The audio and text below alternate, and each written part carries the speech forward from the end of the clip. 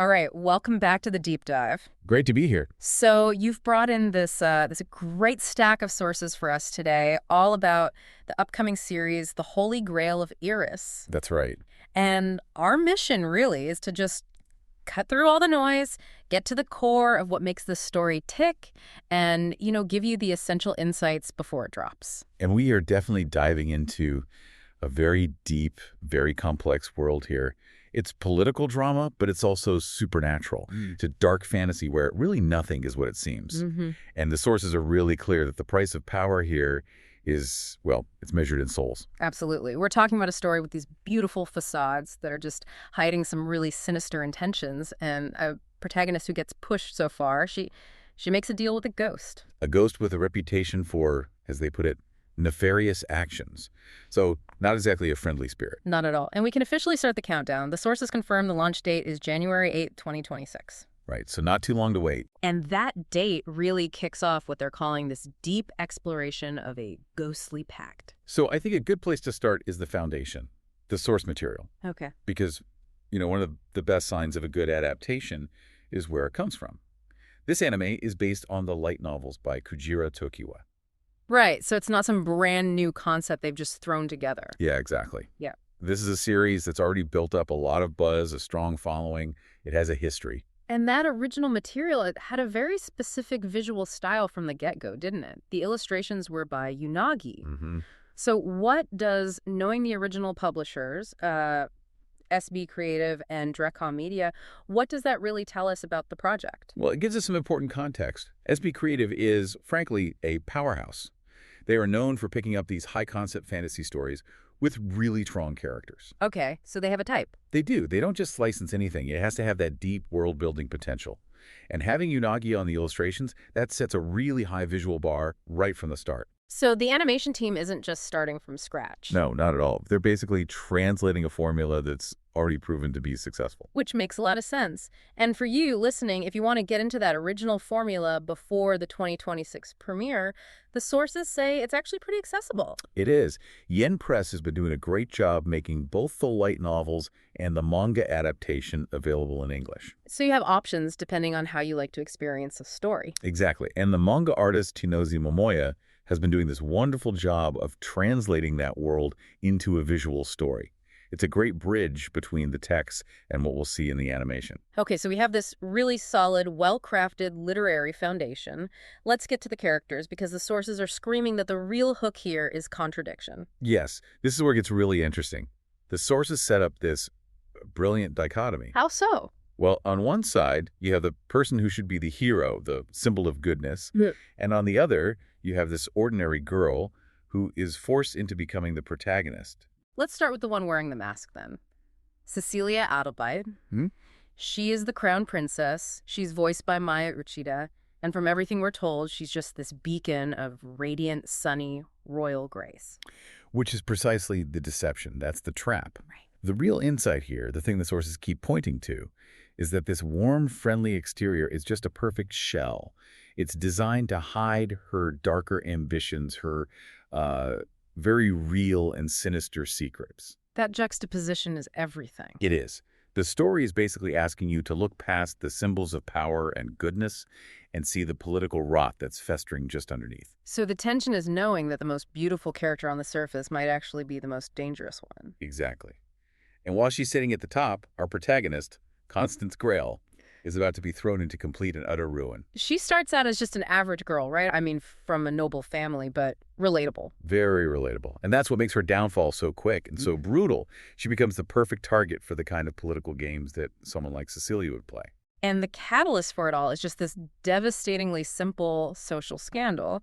Her fiancé, who we learn is a pretty deceitful guy, he gets spirited away. And immediately, all eyes are on Constance. Yeah, the suspicion just falls on her instantly. And it all kind of comes to a head when she's accused of theft at this big, lavish ball. And that's the critical part. She's not just having bad luck. She's being actively framed, politically destroyed. To go from a noble lady to being publicly shamed as a common thief. It's the point of absolute despair. Yeah. She has no one to turn to, no resources left. All she has is desperation. And desperation, as we know, is what you need to make a deal with the supernatural. This is where we get to the core of the plot.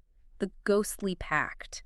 When Constance hits rock bottom, her unexpected savior shows up. A savior who is anything but a hero. We get introduced to the specter of Scarlett Castiel. And Scarlett's backstory is intense, to say the least. The material is very specific. She was an infamous noblewoman, revered in life, but also notorious. And she met a pretty grim end a decade ago. And that end was directly tied to her own nefarious actions. Exactly. Let's just pause on that for a second. Yeah. Because this is where the dark fantasy element really locks in.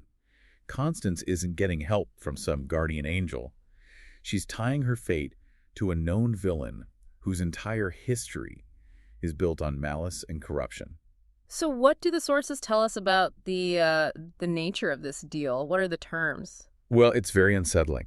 She's not asking for protection. She's not asking for guidance. She is entering a pact to unleash Scarlett's spirit, specifically to get revenge on the people who wronged her. The people who framed her, maybe even the people behind her fiancé disappearing. Right. So the pact isn't about finding justice.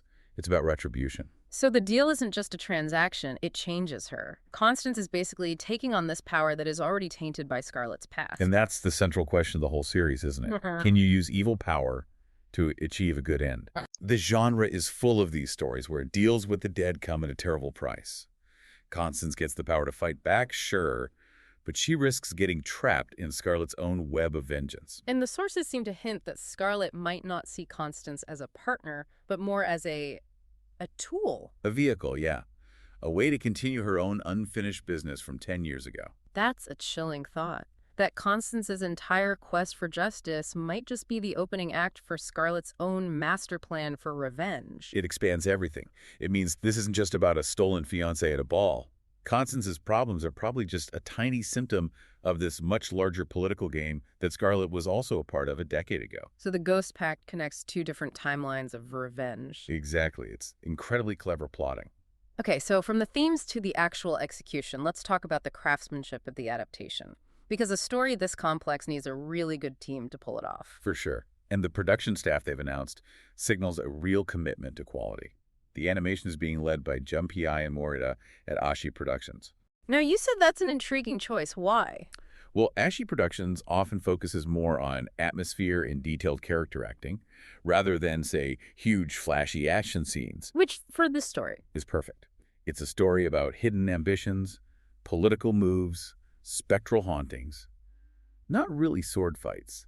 So a studio that nails mood and character reactions tells me they're aiming for depth, not just spectacle. It sounds like they're aiming for a slow burn, character-driven story. Which is exactly what a good light novel adaptation needs. That's a great point. And then we have Kenichi Yamashita handling series composition and the script. For a story that's pulling from multiple books, how important is that role? Oh, it's maybe the most critical job besides the director.